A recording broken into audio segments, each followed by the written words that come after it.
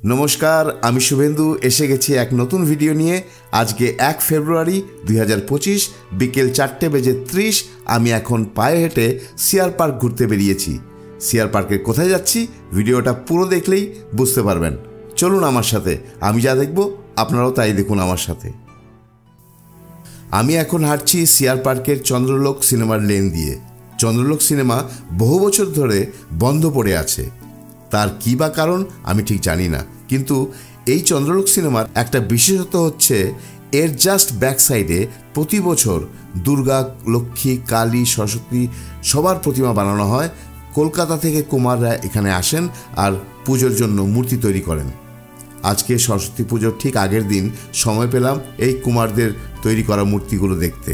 দেখুন কি সুন্দর লাগছে মা সরস্বতীকে, অপূর্ব, খুব সুন্দর সাজিয়েছে মাকে। আগামীকাল মা সরস্বতীর পুজো, তাই আমাদের সিআর পার্কবাসীদের একটা পুজো পুজো ভাব অনুভব করতে পারছি। এবার এখান থেকে বেরিয়ে পড়ছি। কি দেখলেন তো, আমরা বাঙালিরা দিল্লিতে থাকলেও প্রতিটা পুজো খুব আনন্দ করি। এবার হাঁটতে হাঁটতে এগোই, আর আপনারা দেখুন সিআর পার্কের বিকেল আমার সাথে। আমি যে রাস্তা দিয়ে এখন হাঁটছি একটু আগে পড়বে সিআর পার্কের থানা, তারপর রাইসিনা বেঙ্গলি স্কুল, তারপর 4 নম্বর মার্কেট। আমি হেঁটে হেঁটে এগোচ্ছি আর আপনাদেরকেও দেখাচ্ছি। এই দেখুন রাইসিনা বেঙ্গলি স্কুলের ছাত্ররা সরস্বতী পুজোর ডেকোরেশন করেছে। বাহ, বেশ। এই আমাদের 4 নম্বর মার্কেট। এখানে ব্যাংক, পোস্ট অফিস, বাজার, মিষ্টি, মাংস সব আছে। আর জাস্ট তার অপোজিটে আছে আমাদের কালী মন্দিরের ধর্মশালা। এখানে থাকার ব্যবস্থা ইদানিং খুব ভালো করেছে, আর খরচাটাও খুব কম। এই তো হাঁটতে হাঁটতে কালী মন্দিরের খুব কাছে এসে গেছি। এই যে আই লাভ সিআর পার্ক, এটা আমাদের এমএলএ সৌরভ ভরদ্বাজ লাগিয়েছে। খুব সুন্দর লাগে রাতে যখন জ্বলে ওঠে।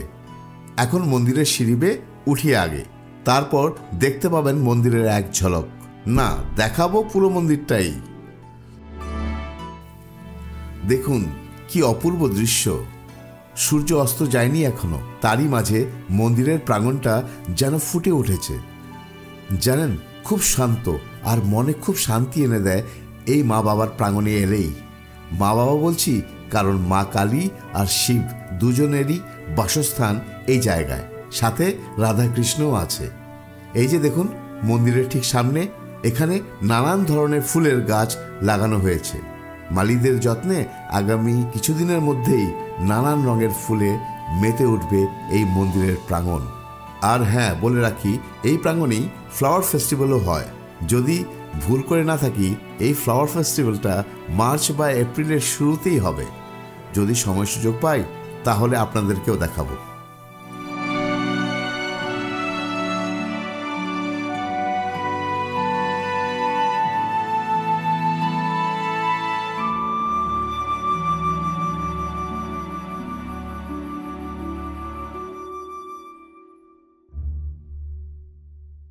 আমি মেইন এন্ট্রেন্স দিয়ে ঢুকছি মার মন্দিরে। এই যে দেখছেন সামনে টেন্ট দিয়ে ঘেরা, এটা হচ্ছে সরস্বতী পুজোর জন্য। আগামীকাল সরস্বতী পুজো হবে এই জায়গায়, আর সিনিয়র সিটিজেনদের ভোগের খাবারের ব্যবস্থা হবে এই জায়গায়, আর সাধারণ লোকের জন্য ভোগের ব্যবস্থা এই জায়গায়। চলুন, মার মন্দির খোলা আছে, দর্শন করে আসি।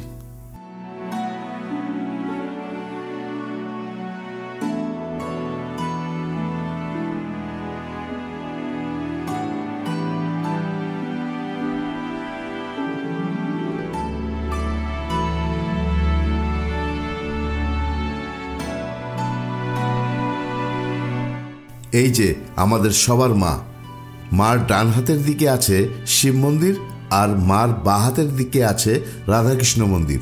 চলুন কথা না বলে চুপটি করে মন্দিরের দর্শনটা সেরে নেই মনের শান্তিতে।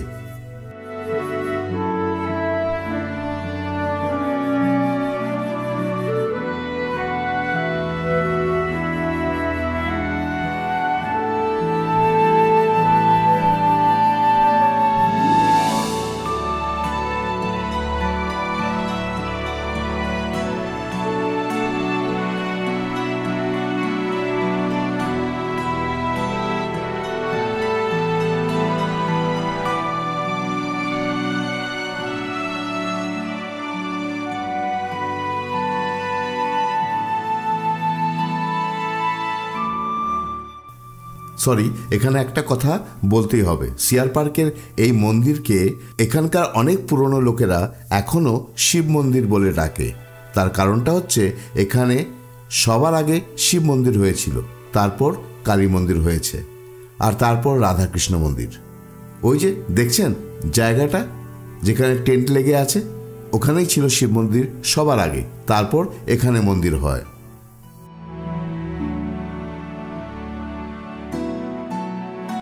আপনারা হয়তো ভাববেন এই অরেঞ্জ কাপড় দিয়ে মন্দিরটা ঢাকা কেন?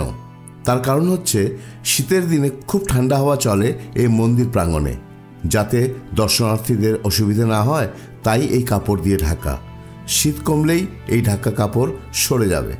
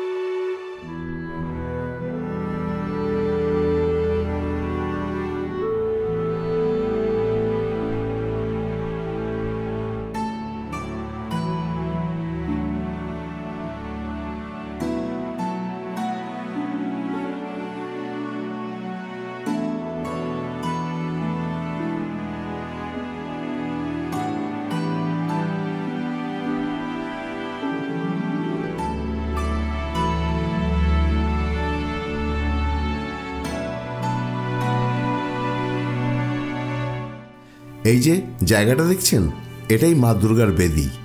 এখানেই মা দুর্গার প্রাণ প্রতিষ্ঠা করা হয়ে থাকে প্রতি বছর।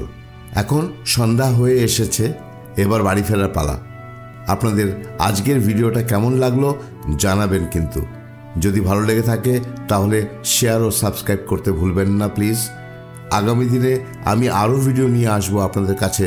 ভালো থাকবেন, সুস্থ থাকবেন, আর আমাকে সাথে রাখতে ভুলবেন না। শুভরাত্রি।